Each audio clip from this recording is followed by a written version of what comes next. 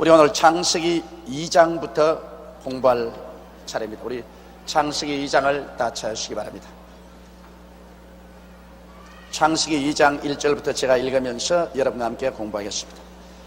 천지와 만물이 다 이루니라. 여러분, 성경에 하나님께서 다 이루었다는 말을 아주 의미 깊게 두 번 쓰셨는데, 그것은 창세기 2장 1절에 천지와 만물이 다 이루니라 이 말씀하고, 예수님이 마지막 십자가에 매달려서 6시간 고생을 하고 난 다음에 운명하시기 전에 내가 다 이루었다, 이 두 번 쓰셨습니다. 여기에 굉장히 의미가 심장합니다. 왜냐하면 원래 일을 행하시는 여호와 그 일을 지어 성취하는 야훼 하나님이신데, 야훼라 해도 좋고 여호와라 해도 좋습니다. 그러나 야훼란 말이 더 정확한 발음입니다. 일은 하나님께서 시작하셔서 하나님께서 끝마치시기 때문에 일의 소유자가 야훼 하나님이라는 사실을 이 성경을 통해서 우리가 분명히 알 수 있습니다. 천지와 만물을 하나도 남김없이, 있어야 할 것은 하나도 빠짐없이 다 하나님 혼자 일하셔서 야훼께서 이루어 놓으셨습니다. 천지와 만물을 다 이루니라. 그러므로 오늘날 우리가 봐서 하늘들의 하늘에 있을 것도 다 있고, 땅 위에 있을 것, 땅 속에 있을 것, 바다 속에 있을 것, 그리고 인생이 살아가는데 필요한 일체의 모든 것은 하나님께서 이미 남김없이 다 이루어서 예비해 놓으신 것입니다. 그리고 사람이 죄를 지어서 하나님을 반역하고 하나님께 저주를 받아 쫓겨났었을 때, 하나님은 이 인류의 죄의 문제도 해결하기 위해서 2000년 전에 그 아들 예수님을 이 세상에 보내주신 것입니다. 그 예수님께서 혼자 일하셨습니다. 아무의 도움도 바라지 혼자 주님께서 십자가에 올라가셔서 그 몸을 찢고 그 피를 흘리시고 그 고생을 다 하셔서 주님이 내가 다 이루었다 하셨을 때, 예수님 십자가에서 우리 죄를 다 청산했으며 우리 불의를 다 청산하고 우리 질병을 다 청산하고 우리의 저주를 청산하고 우리의 죽음을 다 청산해버리고 말한 것입니다. 그럼 예수님께서 혼자서 십자가에서 다 청산했지, 그 예수님이 이루신 일을 사람이 추라도 도와줄 수도 없고, 예수님이 다 이루어놓은 것을 조금이라도 모자란 것이 있어서 우리가 도와주거나 넘치는 것이 있어서 우리가 취할 것이 없습니다.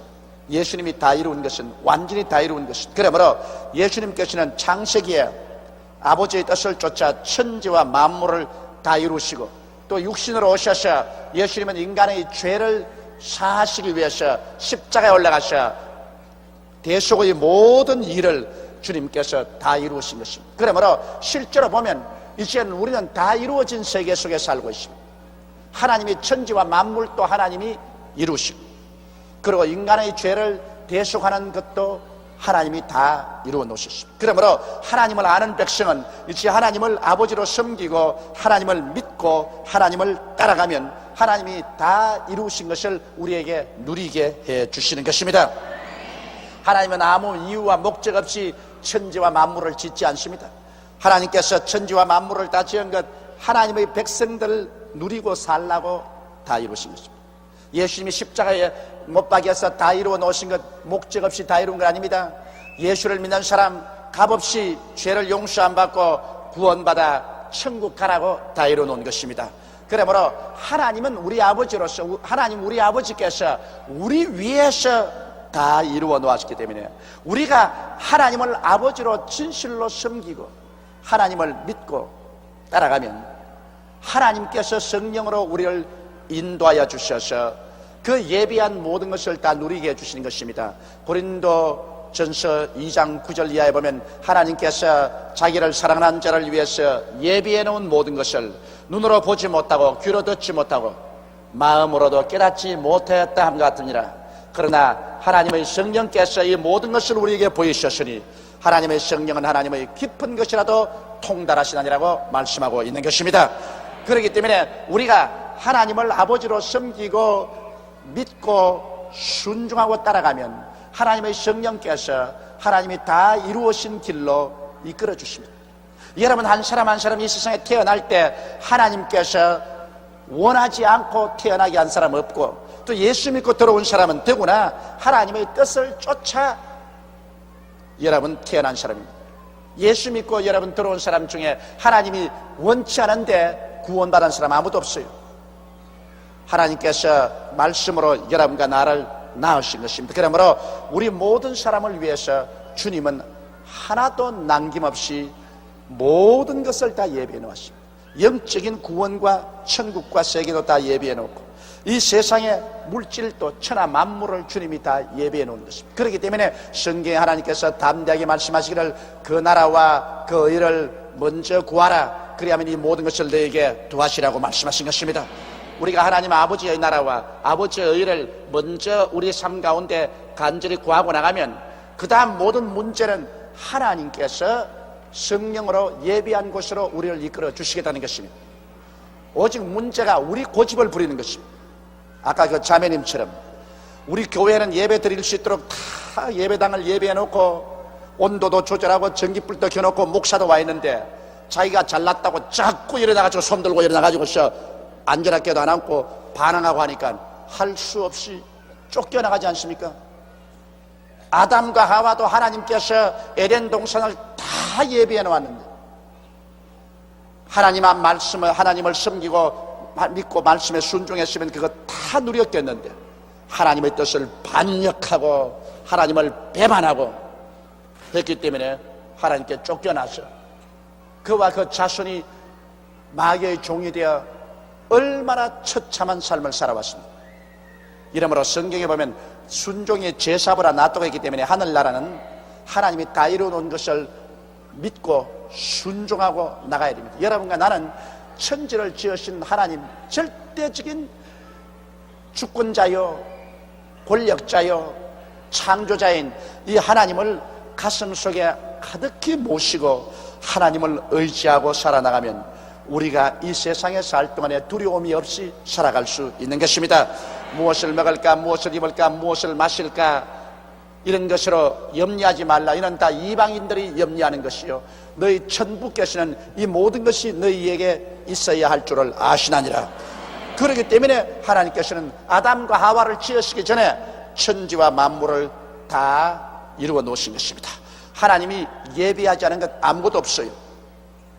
오늘 우리가 오직 죄를 자백하고 하나님 앞에 전폭적으로 나와서 우리 인생을 내어 맡기면 하나님께서 활짝 두 손을 펴서 우리를 품어서 당신이 다 예비해 놓은 세계로 이끌어 주시는 것입니다.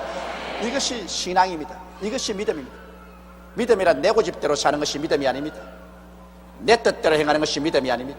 믿음은 하나님 앞에 내가 깨어져서 하나님을 중심으로 모시고 하나님을 믿고 하나님을 따라가는, 이것이 믿음인 것입니다. 이러므로 하나님은 천지와 만물을 다 이루셨습니다. 하나님의 지으시던 일이 일곱째 날에 이를 때 마치니 그 지으시던 일이 다음으로 일곱째 날에 안식하시니라. 여기에 이제 하나님이 일곱째 날에 천지와 만물을 다 지으셨다고 하는데, 요사이 우리가 말하는 아침 해가 뜨고 아침 해가 지니 하루가 된다는 이것보다도 하나님이 천지를 창조하실 때는 한 기간을 하루로 주님께서 말씀을 하셨다고 학자들이 말하고 있습니다. 그러므로 그 하루라는 기간이 오늘 우리가 계산한 하루보다는 엄청나게 길 수도 있다는 것입니다. 우리가 현재 말하는 하룻밤 자고 이틀 자고 사흘 자고 나흘 자고 닷새 자고 엿새 자고 일곱 번째 다 끝마친 이런 일에 만에 지었다는 이런 것보다는 지금 우리가 계산하는 하루가 아닌 하나님께서 그때 하루라는 것은 엄청나게 긴 한 구역의 시간을 하루로 정해가지고서, 그래서 하나님이 엿새 동안에 온 천하를 다 지으시고 일회째 쉬셨다, 그렇게 해석하는 학자들도 있습니다. 또 그 이외에 다른 학자들은 그렇지 않다, 오늘날 같이 하루 엿새 동안 천지를 다 지으시고 일회째 쉬셨다, 그런 학자들도 있습니다. 그러나 성경에는 보면 하루가 천년 같고 천년이 하루 같다. 그래서 하나님께서 여기 창세기에 벌써 지을 때 엿새 동안 지었다는 것은 6천년이 걸리고 그 다음에 하나님이 하루 쉬셨다는 것은 1,000년 동안 쉬셨다, 이렇게 말하는 사람도 있습니다. 그러나 우리는 하도 옛날에 일어난 일이라 그건 우리가 알 수가 없고, 우리가 꼭 하나 아는 것은 하나님이 천지를 지은 것만은 틀림이 없습니다. 그리고 그 지은 것이 하나님이 요사이 하루를 계산했든지 긴 기간을 하루라고 계산했든지 간 자건 그 시간의 구간이 엿새라는 구간 동안에 다 이루시고 제7일에는 하나님이 안식하셨습니다. 쉬셨습니다. 그러므로 3절에 보면 하나님이 일곱째 날을 복주사 거룩하게 하셨으니 이는 하나님이 그 창조하시며 만드신 모든 일을 마치시고 이 날에 안식하셨습니다. 여러분, 그러므로 하나님께서도 엿새 동안 일하시고 일했째는 쉬셨다는 것을 잊으면 안 돼요. 하나님도 피곤해서 쉬셨는데 사람이 돈벌이 하겠다고 눈에 불을 켜고 그냥 월요일부터 일요일까지 달아서 막 일은 막 한 달도 두 달도 세 달도 1년 365일 동안 눈이 뽀얗게 들어 일하다가 나중에 피를 콱 쏟고 쓰러져 죽어버립니다. 그럼 뭐 부귀영화 공명 다 얻어가 무슨 소용이 있습니까? 하나도 누려보지 못하고 들어 죽어버리는데, 하나님도 엿새 동안 일하고 일했째는 쉬었는데 사람이 뭐라고 하나님 근처도 못 갈 사람이 이래 동안 계속 일하고, 그러고도 고혈압이 안 걸리고 심장병 안 걸리고 신장염 안 걸리고 암이 안 걸리고 관절염 안 걸리고 마음에 원망 불평 탄식 우울증 안 걸리고 건강하게 살 수 있다고 생각하는 것은, 그것은 꿈 같은 소리입니다. 그건 교만한 소리입니다. 내가 이 말하는 것은 다른 사람 보고 말한 것이 아니라 조용기 보고 말하는 거예요. 사실 저도 너무너무 쉴 시간이 없어서 동분서주를 뛰고 하니까 이제는 회복이 빨리 안 돼요. 옛날에 30대 40대는 자고 나면 깨끗하고 자고만 나면 깨끗하고 했는데 이젠 자고 나도 피하고 자고 나도 늘 지치고, 요새는 마치 지쳐서 이 목에 멱살을 잡혀서 끌려가는 그런 기분. 그래서 우리 교회 장로님들이 나보고 자꾸 그런 말씀합니다. 목사님이 왜 하나님보다 더 위대하게 되랍니까? 하나님도 엿새 동안 일하고 일했지 쉬었는데 뭘 목사님이 하나님보다 잘났다고 계속해서 그렇게 뛰고 이제 퍽 쓰러져 버리면 여기까지 한 일이 무슨 소용이 있습니까? 근데 그 말이 맞다 싶어서 이제부터는 엿새 동안 일하고 일했지 쉬려고 생각을 하고 있습니다. 근데 여러분들도 그렇게 하십시오. 가만히 내가 지내보니까 한꺼번에 바짝 다가서 일을 한다고 결국 전국적으로 잘 되는 것 없어요. 그래서 엿새 일하고 일했지는 하나님 잘 섬기고 쉬고 그리고 또 새로 일하고, 이래서 오래오래 살면서 일을 하면 많은 일을 할 수 있지만은 한꺼번에 그냥 짧게 살고 굵게 살자고 하면은 그 별 재미가 없는 것입니다. 그러므로 우리 오늘 다 여기서 회개하고 겸손하게 되어서 우리가 하나님보다 낫지 않은데 하나님 명령에 불순종하지 맙시다. 하나님께서는 우리에게 엄히 명령해서 말하기를 너희는 엿새 동안 일하고 일했지는 쉬라고 말하셨습니다. 그리고 그날에는 하나님 성전에 나와서 하나님을 예배드리고 하나님 말씀을 듣고 하나님 일을 하라고 말하셨습니다. 이러므로 우리는 그 하나님 말씀에 순종하십시다. 하나님께서는 엿새 일하고 일했으면 그날은 복을 내려주겠다고 말했습니다. 그 일했던 날은 복 받은 날인 것입니다. 하나님께서 복 주신 날이기 때문에 그날에 쉬면서 하나님 섬기면 복을 잔뜩 받아서 그 다음 또 엿새 동안 살아나가니까 그 복의 힘을 가지고서 하는 모든 일이 형통하고 잘 되게 되는 것입니다. 우리 사람 생각에는 이 사업을 하고 지금 대목인데 이 일했날 이 문을 닫고 쉬면 되겠느냐, 아이고 안 되겠다, 그렇게 하지만은 그렇지 않습니다. 하나님께서 엿새 동안 일하고 일했지 하나님 섬기는 날에 복을 내려놓았기 때문에 그날에 쉼으로 일하는 것보다 복을 더 많이 받게 되는 것입니다. 일하는 것보다 쉼으로 복을 더 많이 받는 거니까. 이러므로 이러한 하나님의 섭리를 우리가 꼭 믿고 나가면 큰 은혜를 받습니다. 4절에 여호와 하나님이 천지를 창조하신 때 천지의 창조된 대략이 이러하니라. 이제 창세기 1장에는 천지를 창조한 순서를 쫙 말했습니다. 첫날에 빛을 만들고 이튿날에 궁창 만들고 사한날에 육지를 만들고 초목이 태어나요 나한날에 해와 달과 별들이 다시 재차 비추게 하고 다섯째 하늘의 새와 물고기 만들고 여섯째 곤충과 짐승과 사람을 만드셨습니다. 그런데 이제 창세기 2장은 그 순서를 말하는 것이 아니라 이제 하나님이 이 세상을 창조할 때 일어났던 그 가장 중점적인 사항을 설명하는 것입니다. 그러므로 창세기 2장은 창조의 순서가 아니라 창조할 때 그때 상태를 설명하는 말인 것입니다. 여호와 하나님이 천지를 창조하신 때 천지에 창조된 대략이 이러하니라.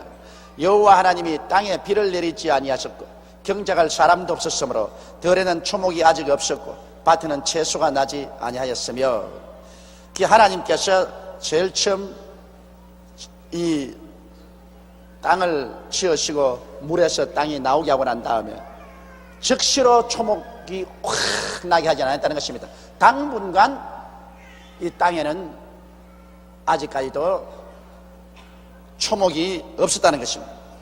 그리고 채소가 나지 않았다. 왜냐하면 하나님께서 비를 내리지 아니했다는 것입니다. 그 당시에는 땅에 물이 흐르고 안개가 이렇게 올라갔지 하늘에서 비는 쏟아지지 않았습니다. 언제부터 하나님께서 비를 주기 시작했냐면 노아의 홍수 때, 그때 비로소 하늘에 비를 내렸습니다. 그 때문에 노아가 나가서 120년 동안 외쳤습니다. 하나님이 이 땅을 물로 심판한다. 하늘에서 비가 내려와서 물로 심판한다. 그러니까 그 당시에 사람들이 안 믿은 것입니다. 왜냐하면 그 당시에는 노아의 홍수 때까지는 비가 온 적이 없어요. 땅에서 그냥 샘물이 솟아나서 농사도 짓고 땅을 적셨지 하늘에서 비가 오지 않았기 때문에 웃기는 소리 하지 마라. 조상이 태어나서 잘 때부터 하늘에서 비가 내린 적이 없는데 무슨 갑자기 하늘에서 비가 내려. 그래서 노아가 120년 동안 방주에 들어오느라 하늘에서 비가 내려와서 온 땅이 홍수로 음몰한다고 해도 안 믿으셨습니다. 그러나 그 말씀대로 노아의 가족들이 방주에 들어가고 난 다음에 하늘의 비를 쏟았습니다. 이제 오늘날은 우리가 자꾸 말합니다. 하늘에서 불이 쏟아져 가지고서 세상을 멸한다. 이제는 온 세상이 이 열렬한 불에 녹아진다. 하늘에서 불이 쏟아진다. 불로 심판한다. 그럼 요사님 또 말합니다. 세상에 웃기는 소리 하지 마라. 하늘에서 무슨 불이 내려와? 하늘에서 비나 내려왔지 무슨 불이 내려와? 안 믿습니다. 그러나 이제 지금 예수 믿는 모든 사람들이 들려 올라가고 난 다음에 하나님이 심판할 때 하늘에서 불이 내려와서 이 땅을 심판하게 되는 것입니다. 그러므로 하나님이 처음 땅을 만드시고 난 다음에는 땅에 비가 내리지 아니하고 그리고 경작한 사람도 없으므로 들에는 아직 초목이 없고 밭에는 채소가 나지 아니했었습니다. 6절에 보면 안개만 땅에서 올라와 온 지면을 적셨더라. 안개가 얼마나 가득히 올라왔던지 그것으로 지면을 다 적셔서 물이 축축하게 만들었습니다. 이렇게 했다가 그 다음에 하나님께서 사람을 짓기 전에 초목이 나게 하고 채소가 나게 할 것입니다. 제일 처음 땅을 짓자마자 당장 나무가 나고 풀이 나고 채소가 나지 않으셨습니다. 당분간 땅 그대로 있다가 그 다음에 이러한 것들이 나게 되었다는 것을 여기에 설명하고 있는 것입니다. 그 다음 여호와 하나님이 흙으로 사람을 지으시고 생기를 그 코에 불어 넣으시니 사람이 생명이 된지라. 그러므로 사람은 여러분 이 흙과 영으로 되어 있습니다. 여러분과 내가 지음을 받은 것은 제일 처음에 하나님께서 이 흙으로 지었습니다. 그렇기 때문에 요사이 사람이 죽으면 무덤에 파묻어 버리면 이 몸 전체가 하나도 낭이없이 그대로 흙으로 돌아갑니다. 이 육체는 전혀 흙의 성품입니다. 오늘 과학자들이 사람의 몸을 분석해보고 난 다음에 이 성경 말씀이 맞다는 것을 증거했다는 글을 읽어보았는데 정확하게 땅의 흙의 요소나 우리 사람의 몸이나 그 요소가 같다는 것입니다. 그러므로 우리는 흙에서 만들어졌는데 하나님께서 흙을 빚어가지고서 사람을 만드시고 난 다음에 그 다음엔 그 코에 하나님의 생기를 후 불어넣으십니다. 근데 하나님의 생기는 하나님의 영입니다. 하나님은 영이시기 때문에 하나님의 생기란 것은 하나님의 영입니다. 하나님의 영을 후 불어넣으니까 사람이 화닥닥 깨어나서 사람이 생명이 됐습니다. 다시 말하면 혼이 되었다, 그렇게 말했습니다. 그러므로 이 흙으로 지은 사람에게 하나님의 영이 와서 부딪히니까, 흙과 영이 부딪히니까 사람이 혼이 만들어져서 사람이 태어난 것입니다. 이러므로 사람은 삼위일체입니다. 하나님께로부터 온 영, 이것은 여러분과 나를 하나님을 알게끔 만들어주는 것입니다.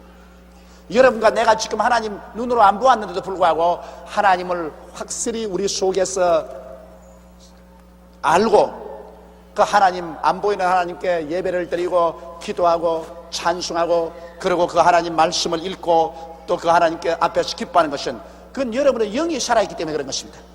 영이 죽은 사람은 절대 그거 못해요. 예수 안 믿는 사람들은 지금 영이 있기는 있어도 그 영이 죽어있기 때문에 그 사람들은 하나님이 있다 하면 웃기는 소리 하지 마라. 하나님 봤나? 보지도 않고 무슨 잔소리야 그럽니다. 그 영이 죽었으니까 하나님 절대로 계신 것을 알 수가 없습니다. 왜냐하면 하나님은 우리 영이 하나님과 교제하는 것입니다. 다른 것은 하나님과 교제 못해요. 이러므로 예수 믿지 않은 사람에게 아무리 하나님 이야기해도 그게 마이동풍이고, 성경은 갖다 주면 보고 난 다음 하나님이 잔소리가 왜 이렇게 많노? 그러고 해서 덮어버리고 알 수가 없어요.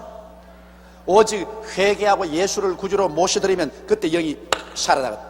영이 살아나면 내가 왜 일찌감치 예수를 안 믿었던 거, 내가 왜 이렇게 바보같이 살았던 거, 왜 이렇게 하나님이 살아계시고 하나님의 아들이 우리 구세주가 되시고 성령이 계신 것을 왜 몰랐던 거, 깜짝 놀랍니다. 그것은 그처럼 철저하게 영이 죽어있기 때문인 것입니다. 그리고 우리 혼은 뭐냐? 혼은 자아의식입니다. 혼은 인간의 지성과 감정과 의지입니다. 그러므로 이 혼이라는 것은 이제 여러분과 내가 살고 있는 이것이 혼이에요. 지금 조용기의 혼이 영의 지배를 받아서 혼이 말하고 있는 것입니다. 혼은 연구해서 지식을 얻고, 그리고 희노애락의 감정이 나오고, 그리고 내가 가겠다 안 가겠다, 먹겠다 안 먹겠다, 일을 하겠다 안 하겠다는 그 의지, 이런 것이 바로 혼의 작용인 것입니다. 그리고 육체는 뭐냐? 육체는 감각입니다. 눈으로 보고, 귀로 듣고, 코로 냄새 맡고, 맛보고, 그리고 손으로 만져보는 오 감각을 통해서, 그래서 우리 육은 이 세상을 압니다. 여러분, 감각이 하나하나 죽으면 세상을 하나하나 잃어버립니다. 눈의 감각이 죽으면 이제는 빛을 바라볼 수 없습니다. 적주왕 황록청 남자 같은 빛을 못 봅니다. 귀의 감각이 죽으면 이제는 귀가 있어도 소리가 안 들려요. 그리고 이 목에 성대가 끊어지면 이제는 말도 못하고, 혀의 감각이 없으면 맛도 못 봐요. 손에 촉감이 없어지면 아무리 물건이 있어도 손을 대봤자 그거 몰라봐요. 이러므로 육체는 오 감각을 통해서 자기 주변의 세계를 알고, 우리의 혼은 자기의 자아의식을 가지고 지식과 감정과 의지를 가지고 있고, 우리의 영은 그를 통해서 만유주 하나님을 알고 섬기게 되는 것입니다. 그러므로 우리가 이제 이 육체가 탁 죽으면은 이 영과 혼만은 안 죽고 영원히 천당으로 갑니다. 그러나 이 육체는 흙으로 돌아가 버리고 마는 것입니다. 그러므로 육체는 바울 선생은 뭐라고 하냐면, 만일 땅에 있는 우리 장막집이 무너지면, 그 장막이라는 것은 텐트란 말입니다. 만일 땅에 있는 우리 텐트가 무너지면 손으로 짓지 않은 영원한 집이 우리에게 있는 줄 안다 했습니다. 그러므로 여러분과 나의 육은 이거 텐트예요. 텐트 안에서 우리가 지금 야영을 하듯이 살고 있는데, 날이 지나고 달이 지나고 해가 지나가면 이 텐트가 햇빛에 비치고 눈소리를 맞고 바람이 불고 하니까 자꾸 날가지가 너덜너덜 했다가 나중에 텐트가 쫙 찢어지고 못 살게 되면 그 텐트에서 나와야 돼요. 그거 나오면 사람들이 뭐하냐? 죽었다 그래요. 이제는 죽었다. 그 낡은 텐트 슬슬 말아가지고서 공동묘지에 파묻어버린 거예요. 그러므로 사실 여러분과 나는 이 영이 혼을 데리고 육체 속에 삽니다. 그런데 이 영이 타락한 사람은, 영이 죽어버린 사람은 오랫동안 혼이 왕노릇하고 살았기 때문에 이 혼이 고집스러워요. 이제 예수 믿고 난 다음에 영이 살아나도 자꾸 혼이 고집을 하고서 인간 중심으로 살라 그러니 영이 하나님 뜻대로 살아라, 하나님 믿고 살아라, 하나님 말씀대로 살아라 하면 그 혼이 안 할래. 그동안에 내가 임금이었는데 네가 누구야? 네가 와서 잔소리야. 너 그러면 혼난다. 혼나면 혼나라 크지. 그래서 혼이 나야 깨어져요. 그러면 냈다 혼을 내주면, 혼이 바싹 깨어지면, 그러면 전부 여지없어서 손들고 옵니다 그러면서 영을 따라 붙는다고. 그 여러분, 예수 믿을 때 우리가 예수 믿으면 즉각 영이 살아나고, 그 다음 영은 하나님 말씀을 먹음으로 점점 자라지만은 이 혼은 깨어져야 돼요. 그렇기 때문에 우리 예수 믿는 신앙생활에 많은 시련이 필요한 것은, 혼은 절대로 교육을 받질 않아요. 혼은 깨어져야 돼요. 그 혼이 깨어지려니까 여러분, 무엇 하나라도 이거 깰라 하는데 살살 쓰다듬어 깨집니까? 쓰다듬으면 안 깨져요. 이것이 약한 것은 탁 떨어뜨려도 바싹 크지만은, 이렇게 무딘 것은 때려도 안 깨진다고.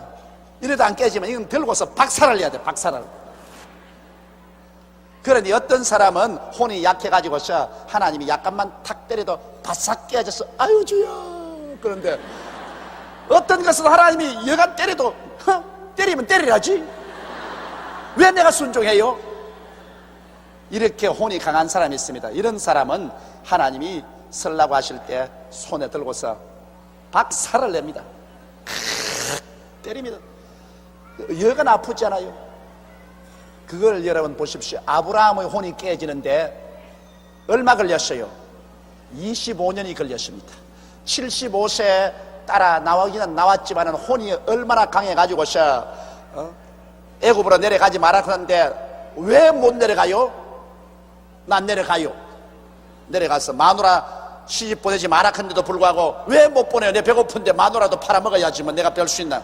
그리고 마누라 시집도 보내고, 그 다음에는 하나님 끝까지 믿고 살아가는데 아이고 나 시간 없어, 나 못하겠어요. 나 첩이라도 얻어가지고서 빨리 아들 낳아야지. 무슨 소리 하는 것이냐, 내가 젊을 때 아들 낳아야지. 그래서 또 하갈 청해가지고서 또 아들도 넣고, 이 혼이 고집을 부리기 때문에 하나님이 계속해서 아브라함에게 25년 동안 혼을 내가지고서 나중에 마지막 혼이 바싹 깨어진 것은 100세 낳은 이삭을 모리아산에 제물로 드리려고 할 때 여러분, 아브라함의 혼이 얼마나 깨어졌던지, 그때는 두말하지 않고 그 아들 데리고 모리아산에 가서 장작 펴놓고 아들 얹어놓고 칼을 들어 잡으려고.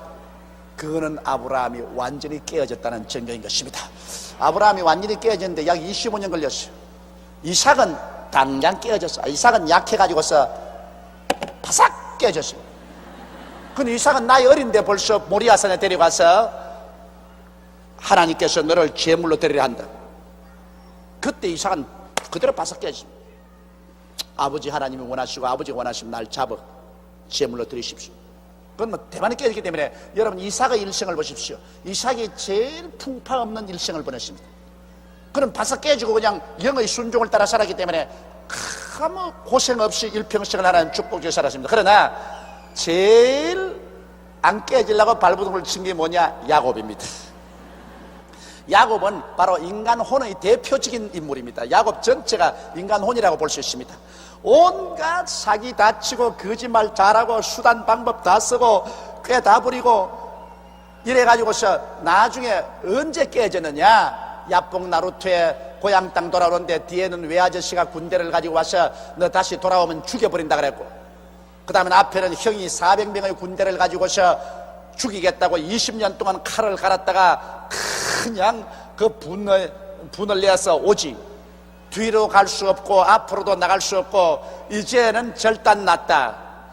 그래도 그 혼이 얼마나 꾀가 많은 거 보십시오. 야복강에서 자기의 처자 다 미리 건너보내놓고 자기만 앉아있습니다. 형이 와서 과연 날 죽이려면 처자를 때려치면 나는 36개를 놓는다. 이 두 다리가 아직 튼튼하니까. 그 혼은 얼마나 이기주의입니까? 자기 자식들 다 죽이더라도 자기는 살겠다는 것입니다. 그런데 밤에 천사가 와서 실험을 냈다 하니까 천사에 앉으려고 새벽같이 실험을 하다가 나중엔 천사가 손을 들어 환두뼈를 치니까 다리가 어그러져서 쫄름바리가 됐다. 이제는 박살 안 날 수도 있고, 쫄름바리가 어떻게 달아납니까? 이제는 형이 오면 달아날 도리가 없어요. 그러니까 야곱이 바싹 깨지니까 이제는 나를 축복해 주시옵소서. 나를 축복해 주지 않으면 당신을 보내지 않겠나이다. 내 이름이 뭐냐? 야곱입니다. 야곱이라는 것은 사기꾼이란 말입니다. 남의 것 빼앗는 사람, 사기꾼이라는 거예요.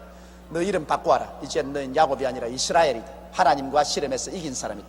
우리가 깨어지면 우리는 이긴 자가 되고 마는 것입니다. 우리가 깨어지면 하나님이 우리 기도를 들어주시니까 우리가 이긴 자가 되지. 그래서 야곱은 20여 년 만에 깨어져 가지고서 형에게 나올 때 형이 400인의 군대를 거느리고 오는데 이라고 나왔으니까, 그러니까 형이 동생을 단칼에 벨라고 보니까 이거는 한 주먹도 안 돼요. 뭐 칼 들 필요도 없어. 이라고 오는 걸 죽여서 뭐합니까? 이라고 오는 걸. 이라고. 그 형이 20년 전에 팥죽 한 것으로 내 장자의 명분을 빼앗고 아버지 눈 어두운 기회로 장자의 명분 축복을 따와가지 이제 고작 해야 돌아오는 게 이렇게 찔름벌레가 되어 오느냐?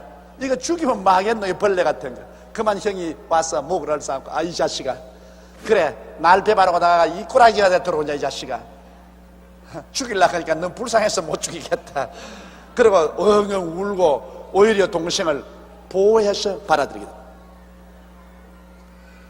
그러므로 여러분, 깨어진다는 것이 얼마나 중요합니까? 하나님께서 모세를 깨는데 40년이 걸렸습니다. 얼마나 고집이 셌던지. 그 영은 살아있지, 그 하나님을 아니까. 그러나 혼이 얼마나 강해서 자기 뜻대로 하려기 때문에 미디안 광야에 보내가 40년 동안을 광야에서 당하새같이 내가 버려놓았어. 그래서 그가 박살이 나 깨어지니 하나님 쓰셨죠. 요셉을 깨는데 하나님께서 무려 13년의 세월이 걸렸습니다. 이러므로 하나님께서는 여러분, 우리의 혼이 깨어져야 영이 혼을 지배하고 살 수가 있는데, 이 혼이 안 깨어지고서 자꾸 자기 마음대로 날뛰면 하나님께서 어찌할 수 없이 매를 때릴 수밖에 없어요. 예수 믿는 사람이 자고 그러는데 왜 나를 때립니까? 왜 나에게 시련이 다가옵니까? 왜 환난이 다가옵니까? 그것은 하나님께서 이놈아 깨어져라, 그 말인 것입니다. 깨어져라. 네 혼이 깨어져야 네 영과 영에게 순종해서 살지. 혼이 안 깨어져 있으면 네 고집대로 자꾸 하는데 어떻게 내가 너를 쓸 수 있냐? 이래서 하나님께서는 여러분에게 복을 주려고 하실 때 반드시 먼저 와서 혼을 깨뜨린다는 것을 아시기 바랍니다. 하나님이 적게 맡길 때는 적게 깨뜨리고 하나님께서 많이 축복하려고 할 때는 많이 깨뜨립니다. 그리고 많이 깨어지면 깨어질수록 그 사람 더 깊은 믿음과 순종에 들어갈 수 있고 더 깊은 신령한 사람이 될 수가 있는 것입니다. 이렇기 때문에 갑자기 그냥 예수 믿어서 산에 가서 기도하다가 성령 받았다고 와 막 신령하다고 뛰는 것, 그것은 하나님의 성령의 은사가 와서 잠시 동안 뛰는 것이지 실제로 그 사람은 신앙이 깊어져서 그런 건 아닙니다. 신앙이 깊어지는 것은 세월이 오래 걸리면서 얼마나 많이 깨어졌는가, 이게 얼마나 더 신령한가가 증명되는 것입니다. 일시적으로 은사 받아서 뛰고 꿀리는 것, 그것 여러분 웃기는 일입니다.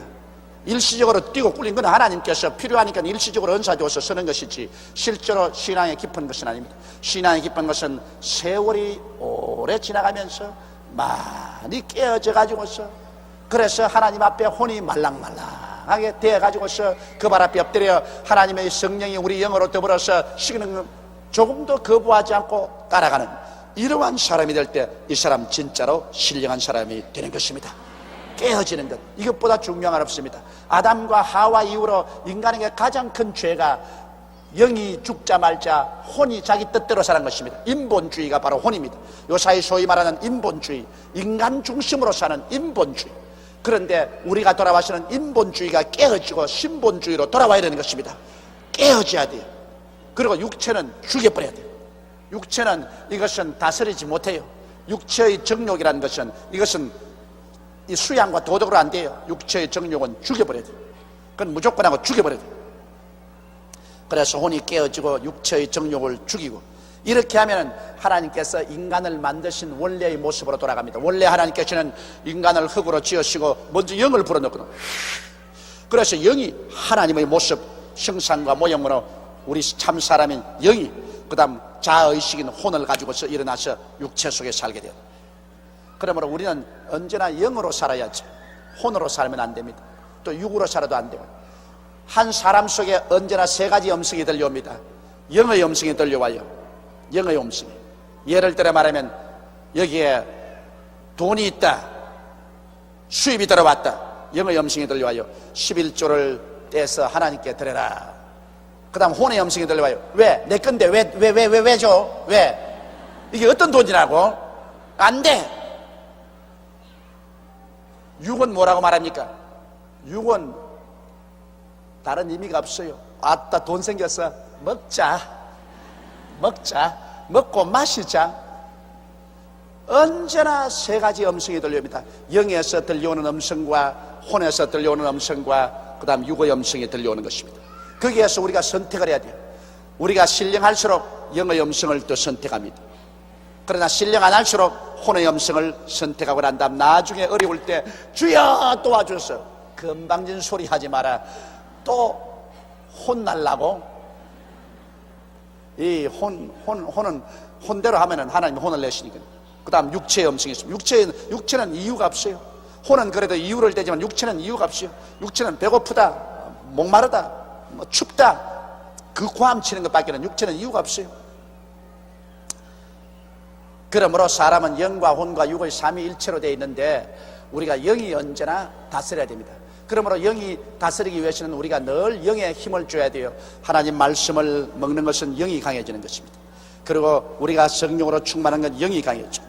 하루에 1시간씩 기도하는 것은 그렇게 기도하면 영이 강해집니다. 그 영이 강해지면 영은 하나님을 섬기고 하나님을 믿고 하나님을 순종하고 따라가도록 쫙 이끌면 별 수 없이 영이 강하니까 혼이 끌려갑니다. 그리고 육체도 끌려가요. 우리라는 한 존재 속에 세 힘이 있어요.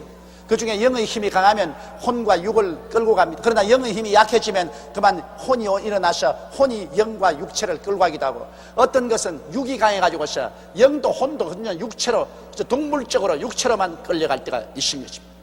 이러므로 우리가 언제나 영을 강하게 하고 있어야 이 어려운 세상에 살면서 하나님과 동행할 수 있고 하나님의 위대한 역사를 체험하고 살 수가 있는 것입니다. 이러므로 영을 강하게 하기 위해서 여러분은 언제나 말씀을 듣고 읽고 언제나 여러분께서 성령 충만하도록 기도하고 기도하기를 힘써서 여러분은 영이 혼을 지배하고 육체를 지배하고 이 땅에서 하나님의 광명한 빛을 비추는 여러분 되시기를 주 이름으로 축원합니다. 여호와 하나님이 흙으로 사람을 지으시고 생기를 그 코에 불어넣으시니 사람이 생명이 된지라. 생명이 바로 혼이라는 그 말입니다. 여호와 하나님이 동방의 에덴에 동산을 창설하시고 그 지으신 사람을 거기 두시고, 보십시오, 하나님께서 사람만 지어놓고 난 다음 그대로 내던지지 않았습니다. 하나님은 사람을 지으시고 난 다음에는 동방의 에덴에 동산을 창설하시고, 그러니까 요사이 말하면 이 저택입니다. 보통 저택이 아닙니다. 어마어마하게 좋은 그러한 큰 저택을 하나님이 창설하시고 그 지으신 사람을 거기 두시고, 여호와 하나님이 그 땅에서 보기에도 아름답고 먹기에도 좋은 나무가 나게 하시니 동산 가운데는 생명나무와 선악을 알게 나무도 있더라. 여러분, 오늘날 이 세상에서 가장 먼저 패션을 주장한 분이 누군지 압니까? 요사이 패션 한다고 여러분 텔레비에 보면 옷 잘 입고 난 다음 이라고 되기잖아요. 패션 한다고.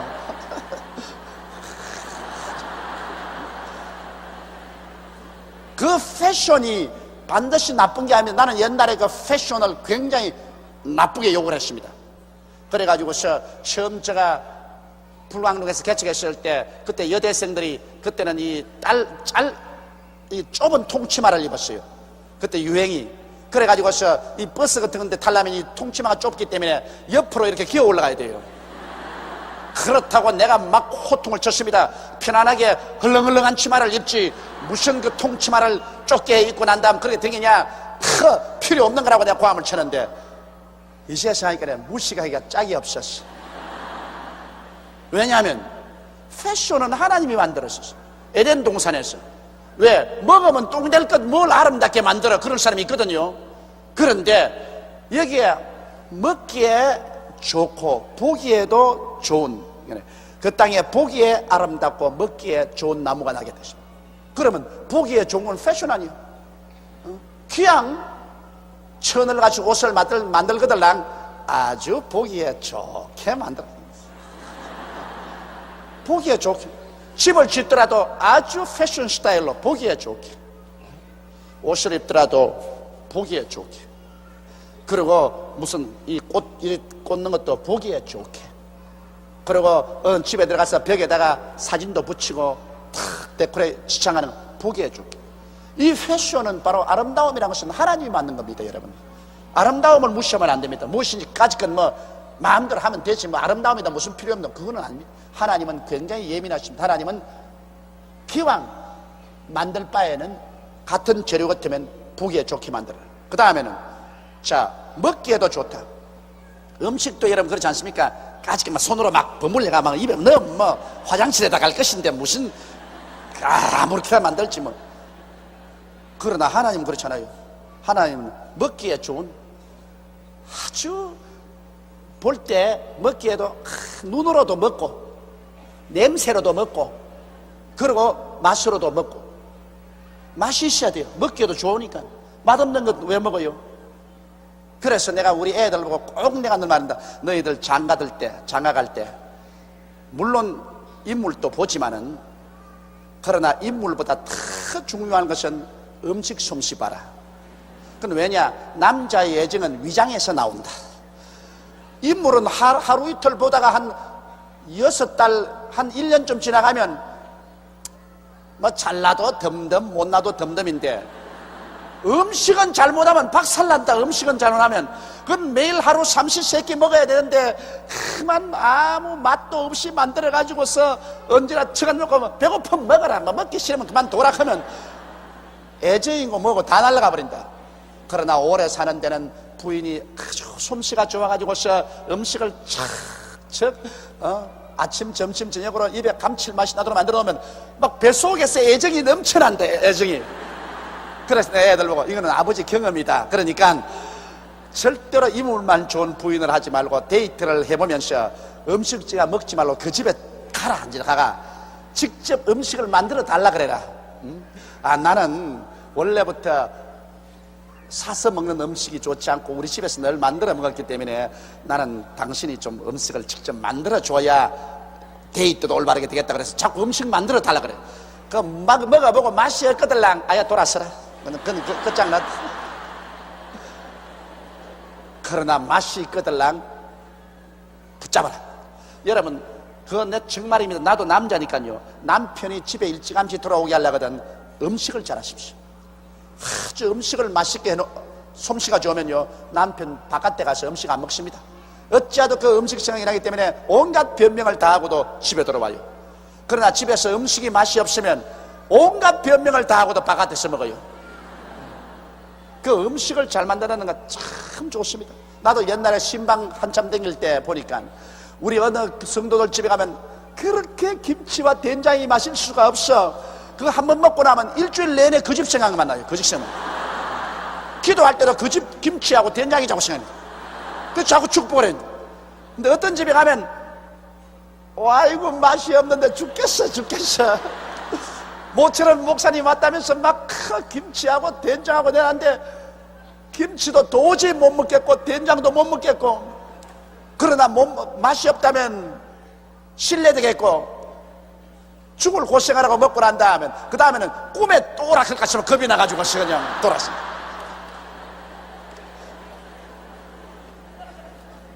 이건 대단히 중요한 겁니다. 그러므로 이것은 우리가 애를 쓰고 노력을 하면 된다고, 안 되는 게 없다고. 우리 하나님이 하신 거 보십시오. 여호와 하나님이 그 땅에서 보기에 아름답고 먹기에도 좋은 나무가 나게 하시니. 그러므로 여러분, 오늘날 사치하는 것은 아니지만은 가정에서도 부인 되시는 우리 자매님 여러분은 머리도 늘 만지고 얼굴도 이 화장도 해서 보기에 아름답게 하고 계세요. 막 그건 부부하고 결혼해서 한 10년 살았다고 가지건 뭐 이제 살았는데 이제 고물 다 됐는데 그러면 머리도 막 이렇게 해가지고 있으면 옷도 막 이렇게 해가지고 이러고 여보 빨리 와서 밥 먹어.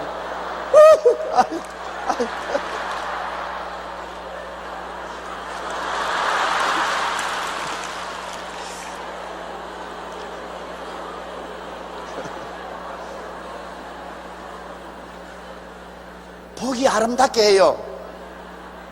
자기가 낭비할 필요는 없지만 할 수 있는 자기 스타일에 맞는 화장법도 개발을 해가지고 있어. 화장도 뭐 다 똑같진 않아요.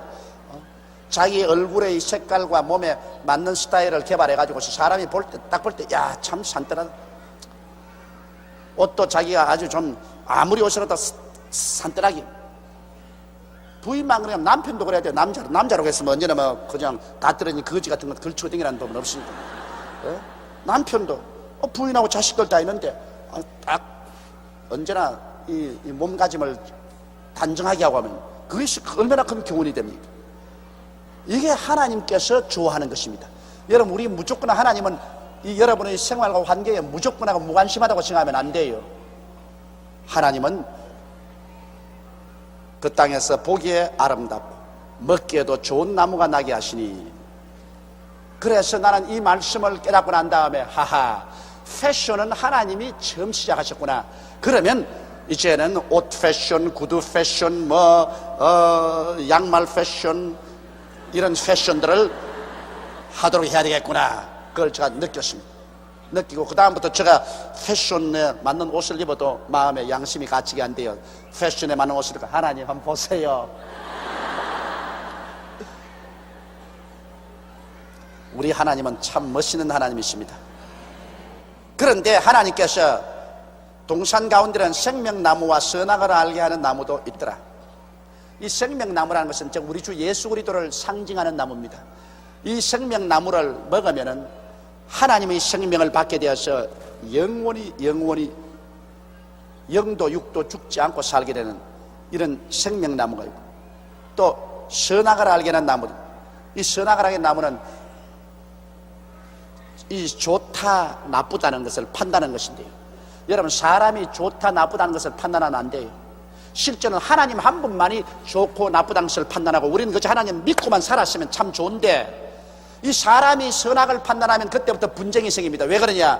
요거 하나 딱 가지고도요, 하나님만 선악을 딱 판단하면 우리가 따라가면 되는데, 사람이 이제 선악을 판단하는 지식을 얻고 나면 조용히 보기에는 이 안 좋거든.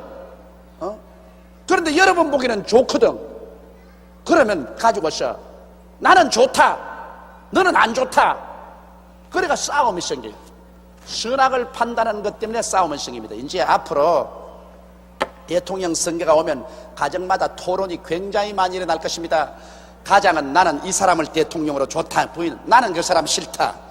한 사람을 두고 선악을 판단합니다. 한 사람은 좋다, 다른 사람은 나쁘다. 그래가지고서 너는 이 사람 찍자, 너는 저 사람 찍자. 이거 사실은 여러분, 하나님은 사람이 이것을 알기를 원하지 않습니다. 선악 판단만 없었으면 이 세상에 그 많은 가정이 이혼도 안 하고, 그 많은 나라의 정치적인 싸움도 안 할 것이고, 그 많은 국제적인 문제가 생겨가지고서 살상도 안 했을 것입니다. 선악을 판단 안 하면 하나님께서 지시한 대로 믿고만 따라가면 되는 것입니다. 그런데 이놈의 사람들이 선악과를 따먹고 선악을 판단하게 돼가지고서 모조리 다 선악 기준이 다르다고요. 이 사람은 좋다 하면 저 사람은 나쁘다 그러고, 저 사람이 나쁘다 그러면 이 사람이 좋다 그러고, 그래서 서로 좋다 나쁘다 하기에는 박치기를 막 한다고, 막 강제로 싫다 하는 사람은 좋다고 막 끌고 간다고요. 그래서 선악을 아는 열매를 먹은 것이 큰 저주가 된다는 것은 여기에 있습니다. 선악을 모르면 분쟁이 없어집니다. 근데 선악이 있기 때문에 분쟁이, 그래서 어린 애기 벌써 겨우 벌벌 기어난 벌써 어린 애기부터 여러분 순진하다고 생각합니까? 천만에 벌벌 기면서 벌써 어린 애기도 선악을 분발합니다. 자기에게 좋은 것 달라고 꽉 말도 못하면서 안 주면 울고 막 발버둥을 치고 막, 그 벌써 선악입니다. 어른이 보기에는 안 좋은데, 그러나 아는 자기는 좋다고 말이야. 자꾸 막 그 뜨거운 화로에 기어 올라가겠다 그러고 불도 내리 죽이겠다 그러고, 어린애기 보기에는 자기는 선하다고 보는데 부모 보기에는 나쁘거든. 부모가 못하게 하니까 꽝 치고 막 몸부림을 치고 울고 야단입니다. 이 선악을 안다는 것은 참 무지무지한 저주입니다. 그런데 왜 하나님께서 선악을 하는 나무를 에덴 동산에 주었느냐? 이것은 사람에게 이제는 하나님이 이 선택의 자유를 준 것은, 너도 하나님처럼 되려고 하겠느냐, 너는 언제나 하나님을 아버지로 모시고 사람으로서 믿고 순종하게 살겠냐, 그 갈림길을 결정시키는 것입니다.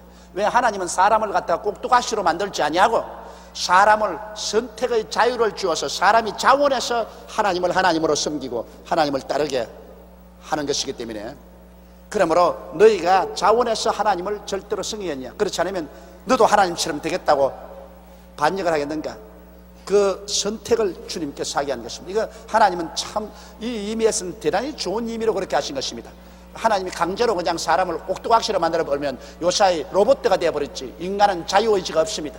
그러나 인간의 자유의지를 가지고 인간은 나는 선악을 하는 것은 판단 안 하겠습니다. 이거는 아버지가 판단하시고, 우리는 생명과 하나 따먹고 영원히 살아서 선악 판단은 하나님이 하시고 그저 우리 하나님 믿고 순종하고 살겠습니다, 이렇게 결정할 것이냐, 그렇지 않으면 우리도 하나님처럼 되겠습니다. 그러므로 그래서 하나님과 반역하겠습니다, 이렇게 될 것이냐, 반드시 하나님이 자율적으로 인간이 그것을 선택하도록 만들어야 됩니다. 일단 인간이 선택만 하면 그 길로 고정시킬 수가 있습니다. 그런데 사람은 마귀가 꾀는 바람에 선악과를 먹고 말았습니다. 그건 이제 뒤에 나옵니다. 10절에 보면 강이 에덴에서 발원하여 동산을 적시고 거기서부터 갈라져 내 근원이 되었으니, 이건 하도 옛적 일이라 지금 그때에는 강은 우리가 현재 알 수 있는 강은 두 개밖에 없고 다른 강은 모릅니다. 그렇기 때문에 그 두 개 강을 더듬어서 볼 때 옛날에 에덴 동산이 어디에 있었느냐, 요사이 소위 말하는 이란과 이락, 한참 전쟁하는 이란과 이락 그 근처가 에덴 동산이었다, 이렇게 우리가 추정을 할 수가 있는 것입니다. 강이 에덴에서 발원하여 동산을 적시고 거기서부터 갈라져 네 근원이 되었으니 첫째 이름은 비손이라 금이 있는 하윌라 온 땅에 둘렀고, 이건 어딘지 지금도 모르겠는데 그 땅의 금은 정금이여 그곳에는 베들레헴과 호마노도 있으며, 둘째의 강 이름은 기온이라 구스 온 땅에 둘렀고, 셋째 강 이름은 히데겔이라, 히데겔 강이라는 것은 지금도 우리가 알 수가 있습니다. 그 이란과 이락에 있는 히데겔 강 지금 있습니다. 아수르 동편으로 흐르며, 넷째 강은 유브라데 강이라, 이 히데겔 강이나 유브라데 강은 지금 알 수 있지만 그 다음 강은 모릅니다. 그러나 이하간 에덴 동산이 요사이 이란과 이락이 있는 그 지구, 히데겔과 유브라데 강이 있는 그 지구에 에덴 동산이 있었다는 것입니다. 거기에서 강이 나와서 그 에덴 동산을 적시고 다른 동산을 적시는 것입니다. 여호와 하나님이 그 사람을 이끌어 에덴 동산에 두사 그것을 다스리며 지키게 하시고, 에덴 동산을 다스린다는 건 주인 아닙니까? 에덴 동산을 주었지요. 또 에덴 동산을 지키라 했습니다. 여러분, 지킨다는 것은 도적이 있어야 지키지 도적이 없으면 안 지키거든. 왜 하나님이 지키라고 했느냐, 벌써 그때 하나님을 반역한 원수 마귀 사탄이 다시 자기가 하나님을 반역한 것처럼 아담과 하와도 꾀어서 반역하게 하려고 하기 때문에 지키라는 것입니다. 도적이 오는 것은 도적질하고 죽이고 멸망시키는 것이기 때문에 틀림없이 하나님이 아담에게 말씀할 것입니다. 사탄이 너희 유혹하러 온다. 그러므로 단단히 에덴을 지켜라. 사탄의 말 듣지 마라. 사탄의 말 들으면 너는 박살난다. 사탄의 말 듣지 말고 하나님 말을 들으라. 그러나 사탄은 온다. 그건 오는 것을 내가 허락한다. 왜냐? 사탄이 유혹을 해야 이제 흑이냐 백이냐 정이냐 반이냐 너가 결정을 내린다. 유혹 안 되는 아무 결정을 할 수가 없다. 그러나 유혹을 하는데도 불구하고 나는 너를 따르지 않는다, 나는 하나님을 따르겠다면 그건 올바른 선택이 됩니다. 그러므로 사탄이 오기 때문에 너 단단히 지켜라. 이 동산을 다스리고 그다음 지켜라는 것은 사탄이 오니까 너희 이 신앙을 지키고 너희 태도를 지키라는 것입니다. 그 하나님께서 미리 다 가르쳐 줬어요. 하나님 안 가르쳐 주고 한 건 아닙니다. 여호와 하나님이 그 사람에게 명하여 가라사대 동산 각종 나무의 실과는 내가 임의로 먹되 선악을 알게 하는 나무의 실과는 먹지 말라. 내가 먹는 날에는 정령 죽으리라 하시니라. 다른 실과는 다 하나님이 주었었어요. 그러나 선악을 아는 실과는 먹으면 죽는다. 왜? 선악을 아는 실과를 먹으면 이제는 하나님과 대결되기 때문에, 하나님과 대결되기 때문에 죽는다는 것은 없어진다는 말이 아닙니다. 여러분, 죽는다는 것은 분리된다, 그 말인 것입니다. 따라 말씀해요. 죽는다는 것은 분리된다는 뜻이다. 네가 선악과를 먹는 날에는 나하고 분리된다, 그 말인 것입니다. 나하고 분리된다. 여러분, 여기에 샘물 근원이 있는데 샘물이 콸콸콸 흘러서 쑥 물이 흐르면 그건 산물이 아닙니까?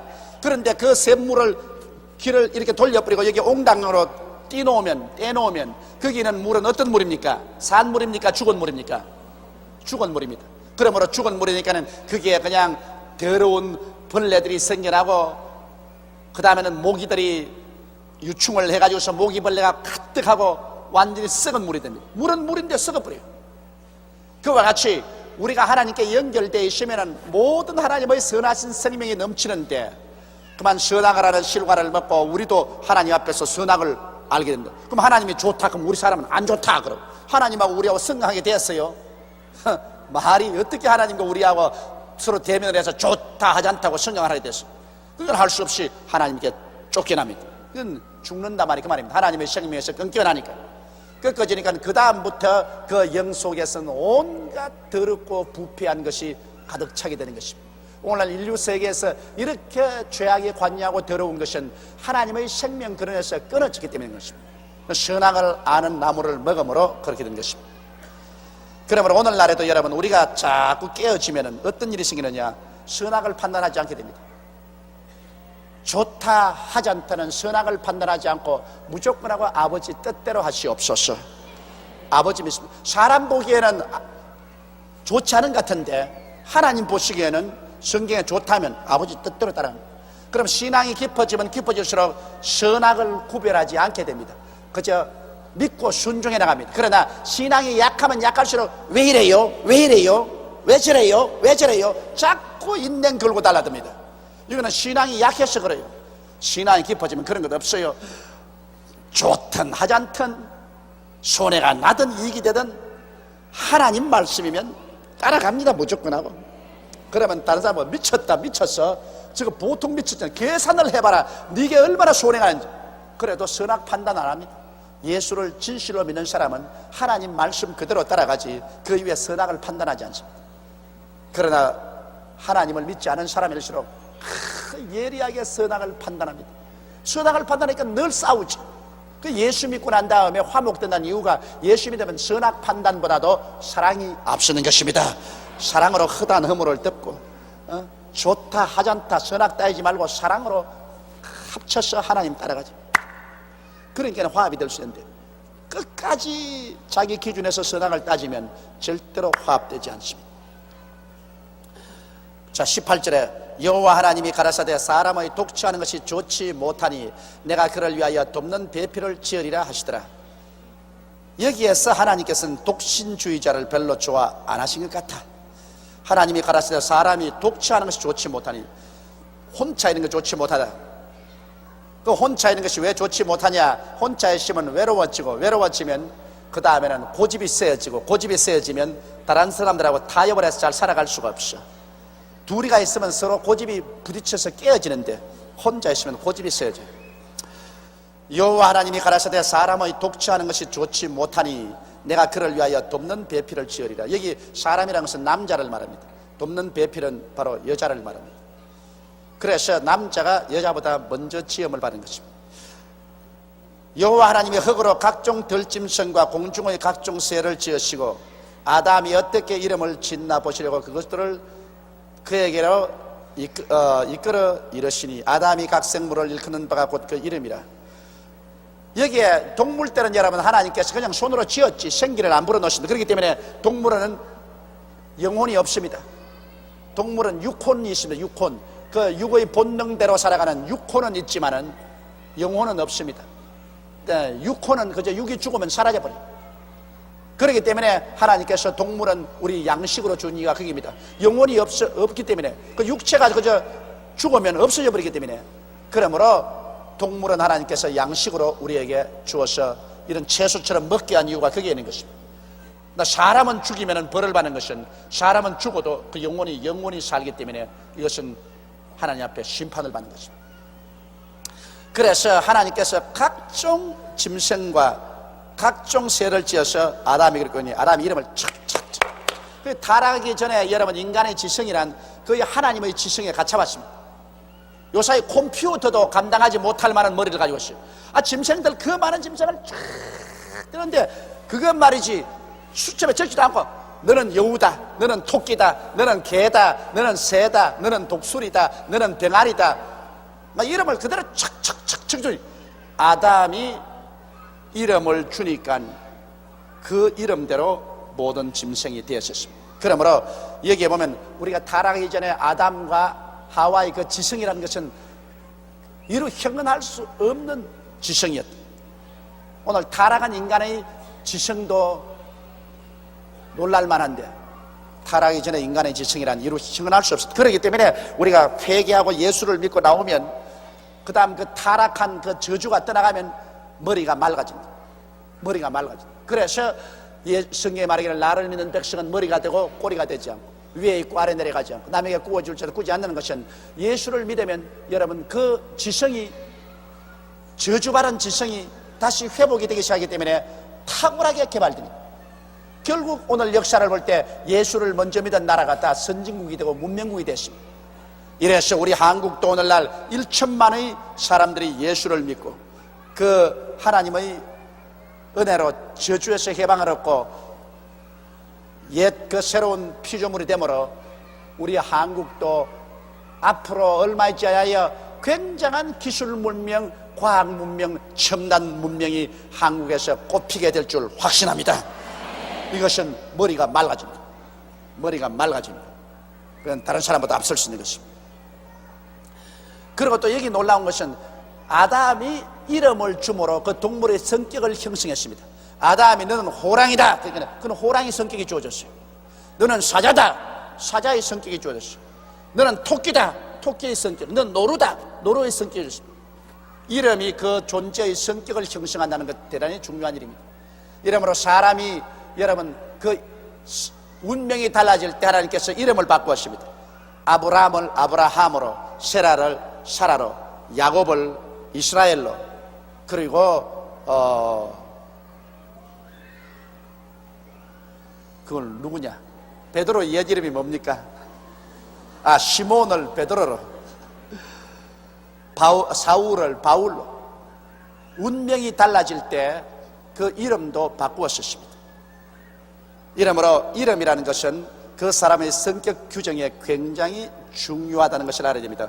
뭐 성명 철학이라는 것이 있지만 그 정확하게 그대로 되는 건 아니겠지만은, 그러나 이름이라는 것은 왜냐하면 밤낮으로 내가 그걸 적고 그걸 밤낮으로 내가 듣고 내가 내 이름을 입으로 늘 시인하기 때문에 사람이 듣고 쓰고 입으로 시인하는 것이 자기 생활에 굉장한 성격 형성에 영향력을 미치는 것입니다.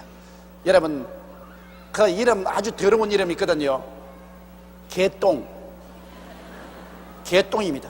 그러면 자기가 늘 듣는 게 내 이름이 개똥이다. 그럼 개똥 같은 인간인데 그 성격이 나중에 개똥같이 되는 것입니다. 나는 이름이 우리 아버님께서 용기라고 지었어. 이름이 용기가 있습니다. 그럼 밤낮 내가 들어도 조용기, 이름 적어도 조용기, 생각해도 내가 너는 조용기. 그래서 내 생각에 용기가 있다. 그래서 아마 용기 있게 뭘 일을 한지도 모르겠습니다. 좌우간 이름이라는 것은 잘 연구를 하고 그 이름을 잘 지어야 돼요. 듣기에도 좋고 말하기에도 좋고 그리고 사람 인상도 좋고. 내가 우리 손녀딸 낳아가지고서 손녀딸 이름을 지으려고 한 달 기도를 하고 겨우 이름을 지었는데 봄이라고 지었습니다. 봄이 왔네. 그 우리 손녀딸은 아이고 봄이 왔네. 봄이 얼마나 좋습니까? 그냥 봄이 오면 햇빛도 따가워지고 얼었던 물도 녹고 꽃도 피고 얼마나 좋습니까? 봄이 왔네. 그런데 아직 백날이 됐는데 아직 보지도 못했어요. 내가 이제 이번 11월에 제가 시카고에 가면 만나게 되겠는데 아예 그냥 굉장한 기대를 가지고 있습니다. 비행장에 가면 내가 아마 어스러지라고 안아주겠다 그렇게 생각하고 있습니다. 봄이 왔네.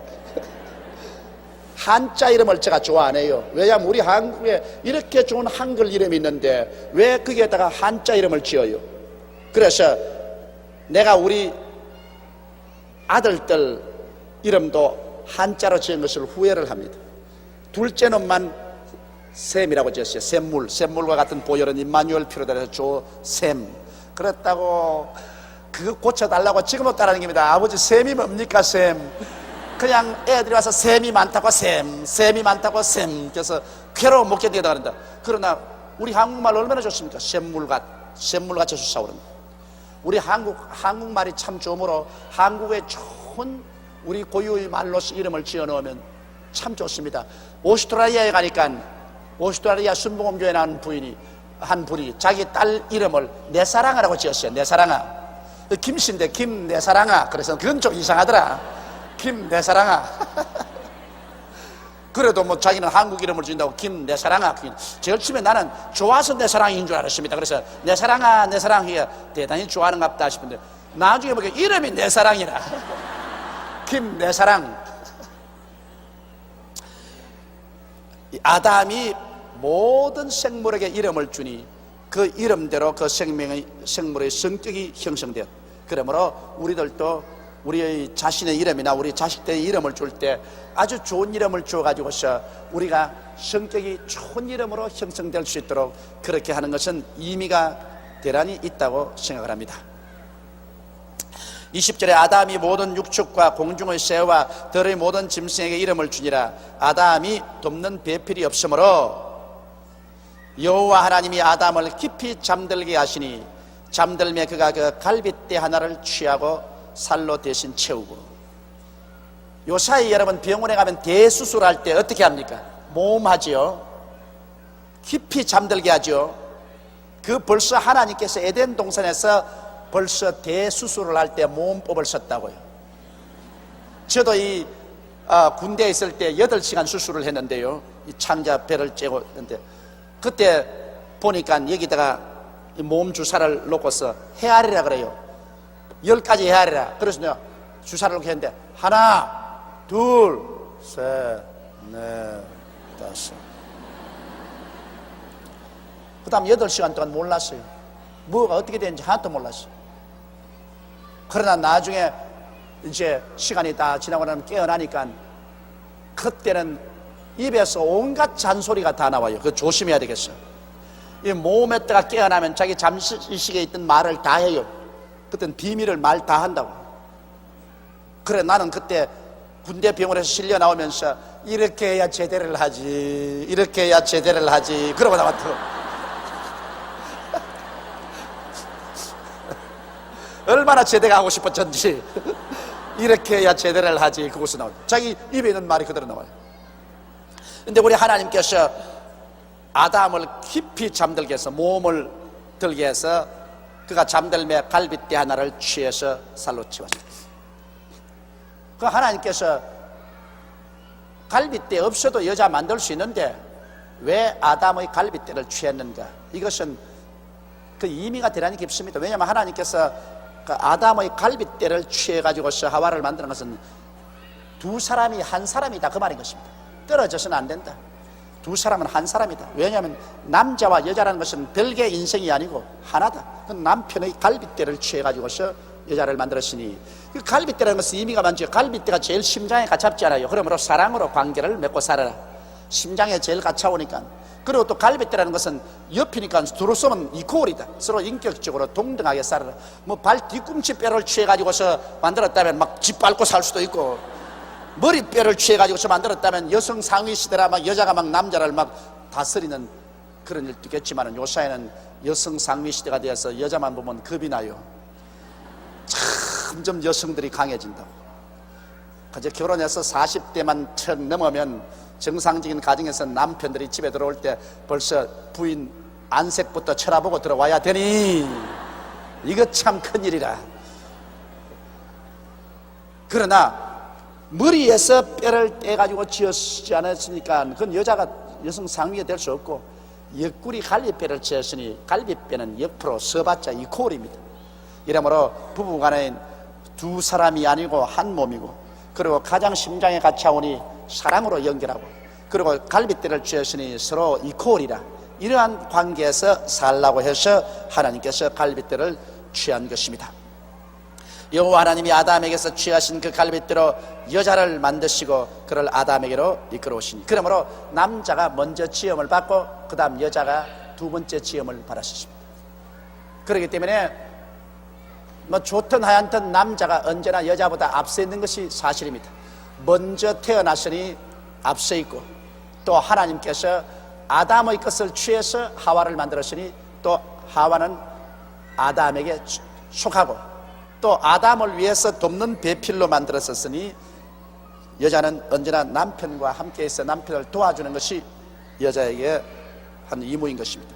그런데 여자들이 훨씬 남자들보다도 예지가 빠르고 판단이 어떤 것은 빠른 이유가 있습니다. 왜냐하면 도와주자면은 도움을 받는 사람보다 도와주는 사람이 뭘 반짝반짝하고 더 많이 알아야 도와주지, 도와주는 사람이 도움을 받는 사람보다 못해가 몰렐레 하고 있으면 그 도움 안 받는 게 낫지. 그 도움이 됩니까? 그러므로 하나님께서는 여자들에게는 남자들보다도 아주 그 지성도 날카롭고 감정도 날카롭고 그리고 성격도 아주 부드럽고 이래서 어찌한지 참 잘 도와줄 수 있도록 그렇게 만든 겁니다. 이러므로 대개 남편들이 부인의 말을 안 듣는 사람이 많은데 부인 말을 충분히 참작하는 것이 굉장히 좋습니다. 그건 왜냐? 하나님이 월급 안 주고 돕는 배필 주었는데 얼마나 좋아요.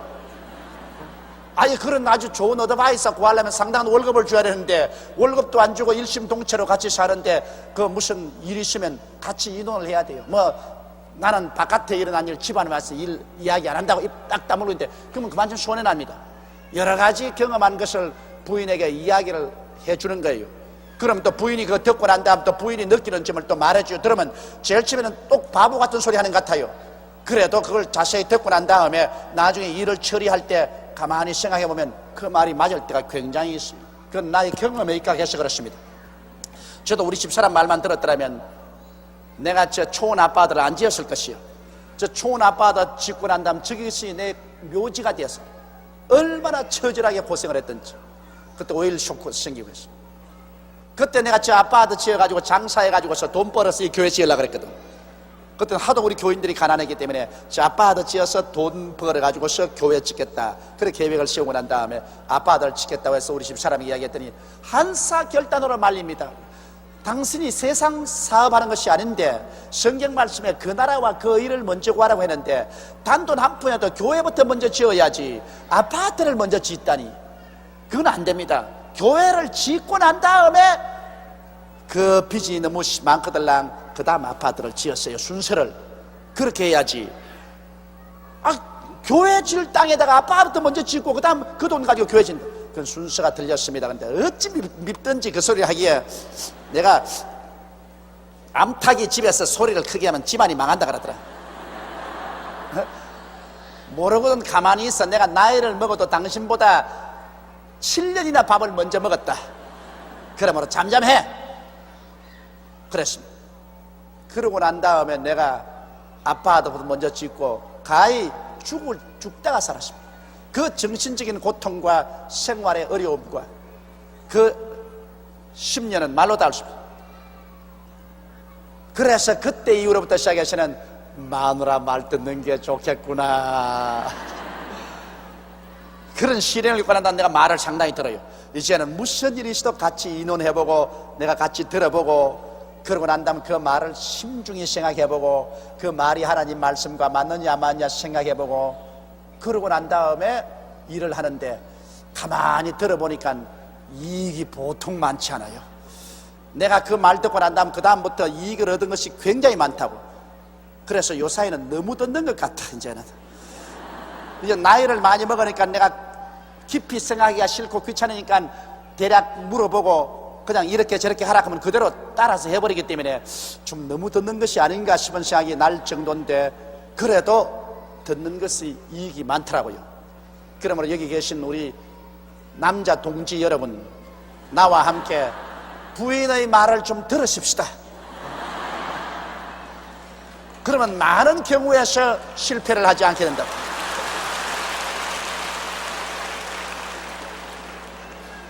그건 여기 있는 우리 자매님들 듣기 좋으라고 내가 하는 말은 아닙니다. 그러나 하나님께서 여러분에게 그러한 직분을 주셨어요. 돕는 배필로서의 직분을 주었기 때문에 그런 도울 수 있는 지혜와 총명과 성품을 하나님이 주셨다, 그 말씀인 것입니다. 아담이 가로되 이는 내 뼈 중에 뼈요 살 중에 살이라. 이것을 남자에게 취하였은즉 여자라 칭하리라 하니라.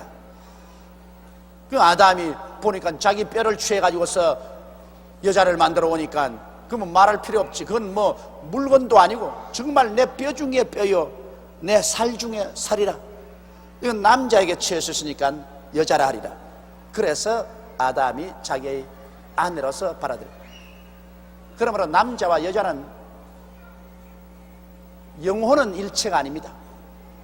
육체는 일체입니다. 그걸 알아야 돼요. 남자와 여자라고 해서 여자는 영혼이 없는 것 아닙니다. 어떤 사람들은 몰몬교에서는 여자는 영혼이 없다 그래요. 여자는 남자에게 붙어있기 때문에 영혼이 남자에게만 있고 여자는 영혼이 없어서 여자는 언제나 남자에게 붙어있어야 나중에 부활의 날에도 부활한다 그래서 시집 안 간 사람은 부활 못한다 그랬어. 그런 거짓말이 없습니다. 오직 하와가 얻은 것은 아담으로부터 뼈와 살을 얻었지, 하와도 남자와 똑같은 동등한 영혼은 하나님이 생기를 불어넣어준 것입니다. 하나님이 아담의 뼈 하나만 취했지, 그걸 가지고 흙으로서 만들어서 생기를 불어넣어서 하와를 만들었습니다. 그러므로 영혼은 별개입니다. 그렇기 때문에 남편의 의지가 있으면 인격이 있으면 부인의 인격도 당연히 있어요. 육체는 하나가 되지만은 인격은 다 따로따로 있습니다. 그러므로 그 인격은 서로가 자기 위치를 지켜서 남편은 머리가 되고 아내는 이 수족이 되고, 남편은 리더가 되고 아내는 뒤에서 밀어주는 자가 되고, 그런 포지션을 잘 알아가지고서 서로 인격을 차지할 줄 알고 조화 있게 해야 행복한 가정을 이룰 수가 있는 것입니다. 이러므로 남자가 부모를 떠나 그 아내와 연합하여 둘이 한 몸을 이룰지니라. 자, 이 말씀이 오늘날 우리 큰 문제를 해결할 수가 있습니다. 이러므로 남자가 부모를 떠나 그 아내와 연합하여 둘이 한 몸을 이룰지니라. 여러분, 많은 경우에서 시어머니와 며느리 간의 갈등이라는 것은 이거는 옛날부터 있습니다. 옛날에 여러분 시골에서는 이 곳간의 열쇠는 시어머니가 잡고 있습니다. 무슨 말을 해도 곳간의 열쇠는 시어머니가 딱 잡고 있어요. 그러니까 며느리가 시어머니 살한 이상은 그 곳간의 마음대로 못 들어요. 왜냐하면 곳간에 그게 모든 걸 쌀하고 보리하고 뭐 다 있으니까 곳간의 열쇠를 잡은 자가 그 권세를 잡고 있습니다. 그러므로 며느리가 와서 꼼짝 못하죠. 그러나 시어머니가 죽을 때 며느리에게 뭘 넘겨주느냐? 곳간 열쇠를 넘겨줍니다. 근데 요 사이는 곳간이 없기 때문에 한 집에 있으면 이제는 시어머니와 며느리와 권력 다툼을 하는 것입니다. 권력 다툼을. 그 권력 다툼은 무섭습니다. 어제 내가 우리 성도들 몇 분하고 식사를 같이 했는데 그 중에 자매님 한 분이 날고 하는 말이, 목사님 며느리를 얻으니까 참 이쁘지요. 아, 이뻐요. 그런데 그 옆에 있던 그 남편이 하는 말이, 아이고 나는 며느리 얻으면 얼마나 귀하게나 내가 품어주고 얼굴에 뽀뽀도 해주고 그리고 내가 손잡고 댕기고 그러겠다 그랬어요. 내가 웃기는 소리 하지 마시오. 왜요? 그것도 남의 집에 데려와도 내 딸인데. 나도요, 며느리 보기 전에 우리 집 사람 앞에서 내가 딸이었기 때문에 며느리 보면 내가 안아주고 뽀뽀해주고 내가 손잡고 댕기겠다고 그렇게 말할 때 우리 집 사람이 그러라고 그러더니만 며느리 보고 난 다음에 한번 친절하게 시어머니 앞에서 했다가 내가 벼락이 났어. 세상에 행실 없이 그렇게 한다고, 어린 사람을 행실을 그렇게 가르친다고. 그 절대로 며느리 보면 그렇지 않습니다. 그래서 그 다음부터 내가 하도 겁이 나가지고서 내가 선물을 사와가지고 탁 있다가 우리 마누라 안 볼 때 가서 싹 주고 이랬다고. 들키면 벼락 난다고. 벼락 나. 그럼 당연히 왜 선물을 주면 당신이 나에게 줘가지고서 내 손으로 주게 하지, 당신이 왜 주는 방당 그 소리 나올 테니까. 그러나 마누라 손에 들려서 줄 바에 안 주고 말지 뭐까지 건 뭐.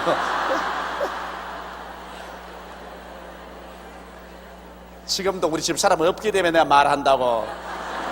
누가 자꾸 일러 바치더라고. 내가 요렇게 이제 말을 해놓으니까.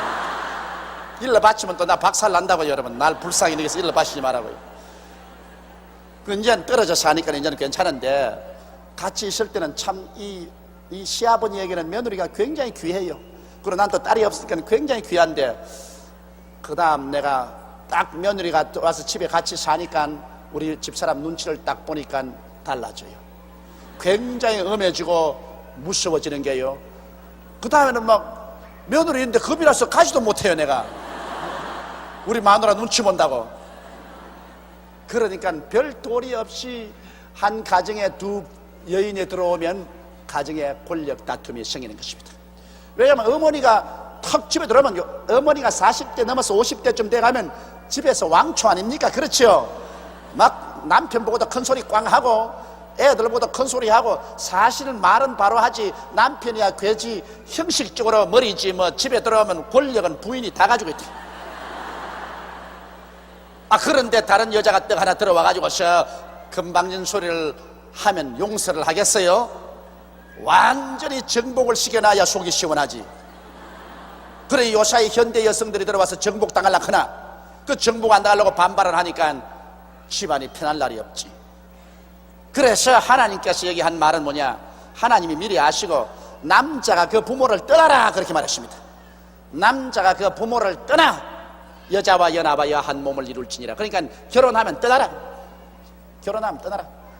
부모 모시고 같이 살란 말을 안 했었습니다. 떠나라. 그러면 이제 요사이 경제적으로 그렇게 떠날 수 있는 형편이 못 되면 어떻게 되냐, 이제는 부모님이 들어오면 죽어서 들어와야 돼요. 밥 주면 밥 먹고, 옷 주면 옷 입고, 말했다가는 쫓겨나가.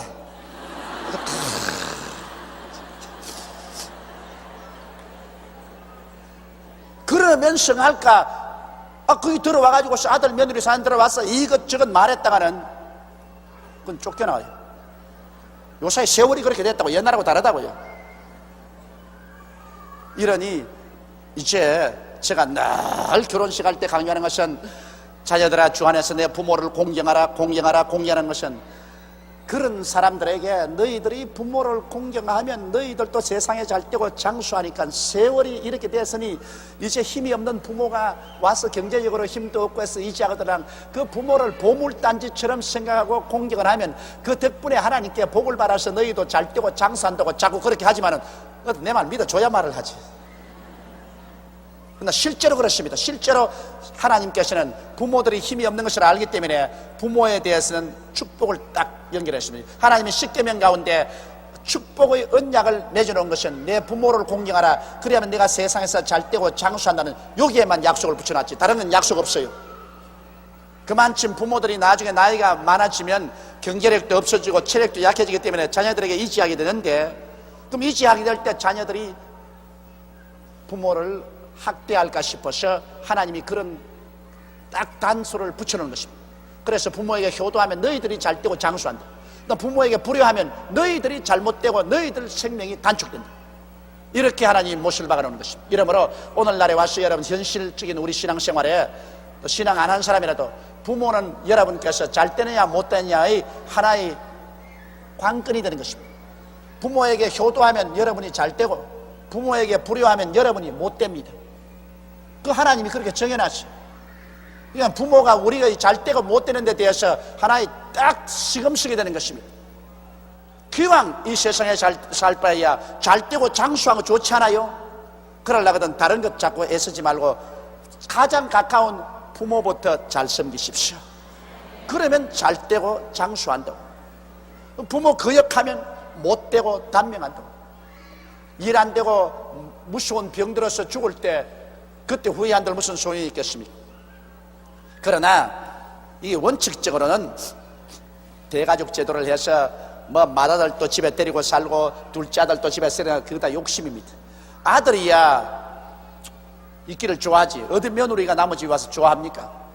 그러므로 할 수만 있으면, 뭐 경제적인 환경이 안 되면 몰라도 할 수만 있으면 하루 3끼 먹지 말고 한 끼만 먹고 나도 분가할 수 있으면 남자가 그 부모를 떠나 여자와 연합하여 한 몸을 이루고 나가도록 해줘야 되는 것입니다.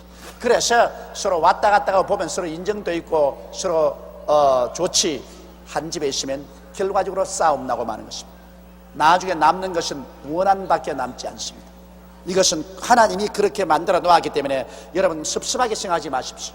꼭 며느리 집에 데리고 있으면 대개, 안 그런 분도 있지만 대개 결국에는 마음속에 시부모하고 원한에 사무치게 됩니다. 시어머니하고 원한에 사무치게 돼요. 이러므로 남자가 부모를 떠나 그 아내와 연합하여 둘이 한 몸을 이룰지라 해서 하나님께서 벌써 핵가족 제도로 들어가라고 명령을 해 놓았습니다.